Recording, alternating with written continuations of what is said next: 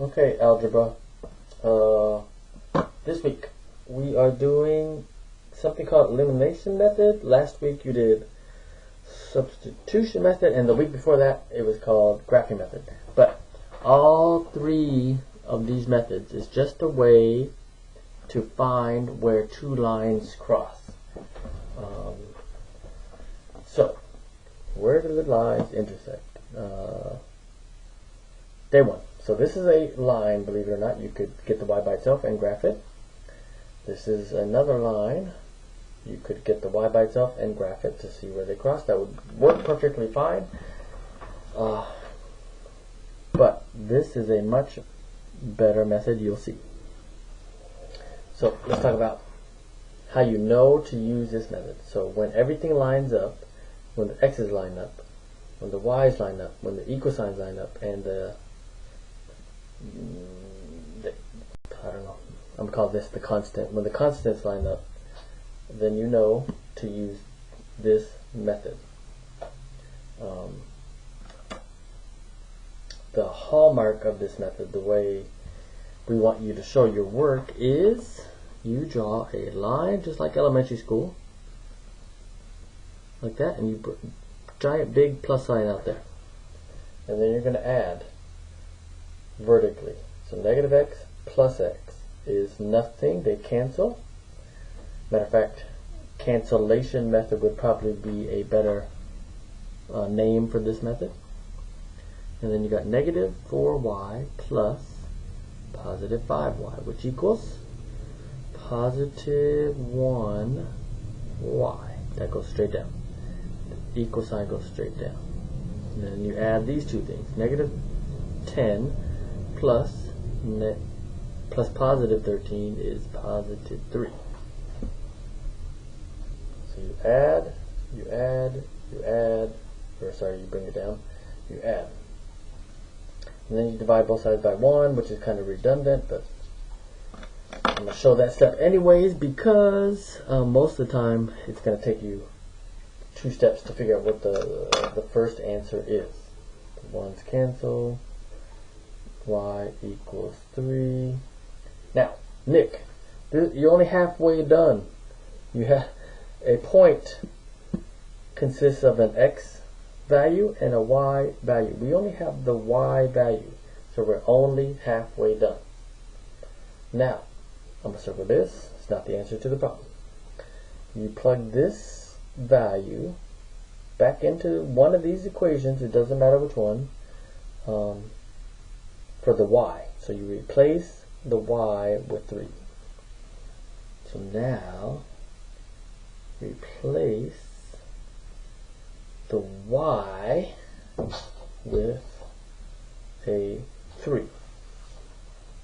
Does not matter which equation you use. I'm going to pick the one with the least amount of negatives. So this one has a negative, a negative, and a negative. So I'm going to avoid that one. If you want to use that one, go right ahead. Positive, positive, positive. So this one has fewer negatives. I'm going to use that equation. I'm going to rewrite it over here. X plus 5 times y equals 13. I now know that y equals 3. So replace the y with a 3. Like that. And then you get x plus 15. And then you subtract 15 on both sides. And guess what? You are basically done. X equals negative 2. I'm going to circle that.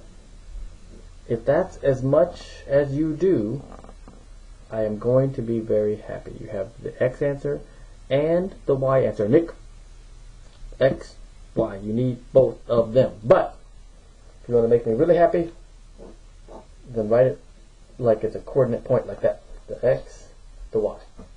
So if we were to graph this line and this line, that is the point where they would cross. Make sense? Okay. Example number 2. Draw a line. Draw a big plus sign. Then you add vertically. Negative 7x plus 3x is negative 4x. Negative 6y plus positive 6y. Those cancel.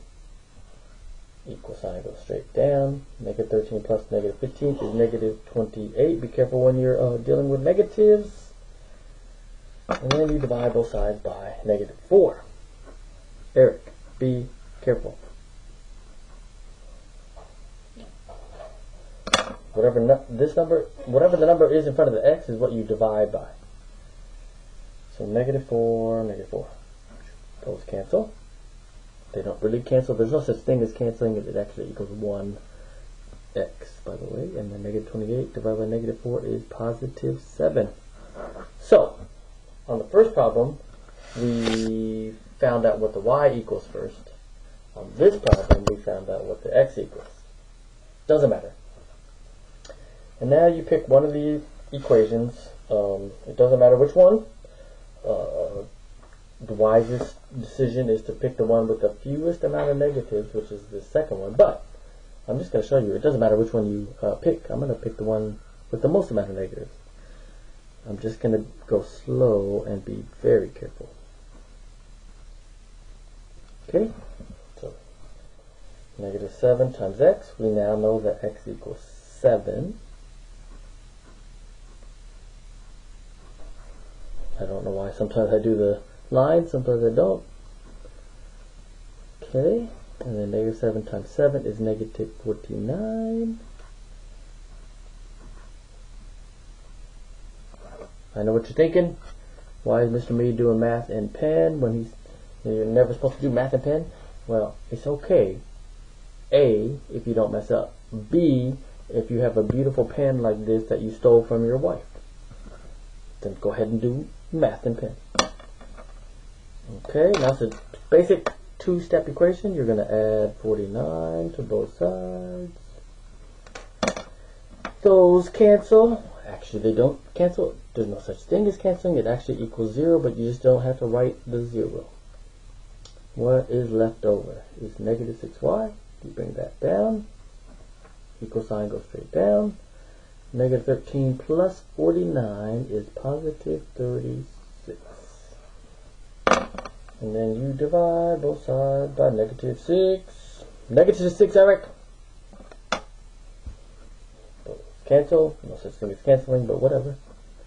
Y equals negative 6. 36 divided by negative 6 is negative 6. But damn! And I'm happy. Except, if you write it like it is a coordinate point. The x first, the y second. Alphabetical order. X, y. Bam. Bam. Then I'm extra happy. There are 8 problems like this. I know you can do it. Everybody can do it. I've seen you do it in class. You can do it. Easy. The second assignment, not so easy, but give it a try tomorrow. Give this one a try today.